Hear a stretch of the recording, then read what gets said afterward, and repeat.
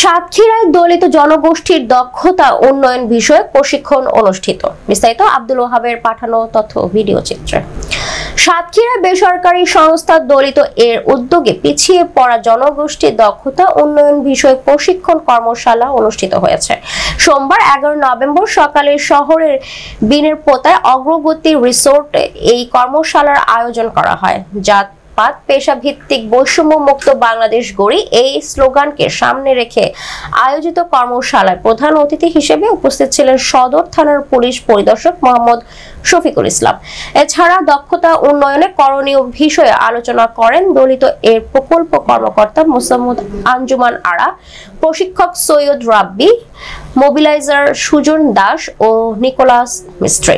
সমাজে পিছিয়ে পড়া দলিত যুবক যুবতীদের সামাজিক লিঙ্গ মূল্যবোধ, বয়ঃসন্ধি, বাল্যবিবাহ এবং জীবনমানের দক্ষতা কিভাবে উন্নত করা যায় তা নিয়ে বিশদ আলোচনা করা হয় কর্মশালায়।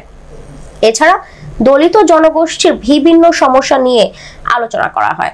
সামাজিকভাবে পিছিয়ে পড়ার কারণ, তার সমাধানের করণীয় বিষয়ে বিভিন্ন দিক নির্দেশনা প্রদান করা হয়।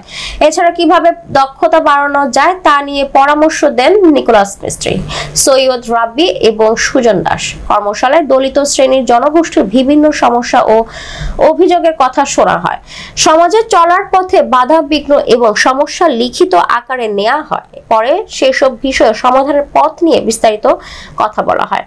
এছাড়া কিভাবে জীবনমানের উন্নয়ন করা যায় এবং সমাজে এগিয়ে থাকা যায় তা নিয়েও বিস্তর আলোচনা করা হয়।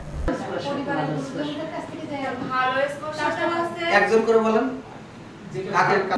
ভালো স্পর্শের একটু উদাহরণ বলেন এবং খারাপ স্পর্শের একটু উদাহরণ বলেন।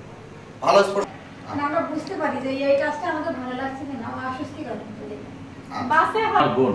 হ্যাঁ, আমার কাছে ও আসলো, আমি ঠিক আছে তুমি ভালো থাকো, মাথা হাত দেবো, তুমি ঠিক আছে ভালো থাকো। আশীর্বাদ করে পিঠে হাত দিয়ে আশীর্বাদ করতেছি, দুই রকম দৃষ্টিভঙ্গি মনে হচ্ছে।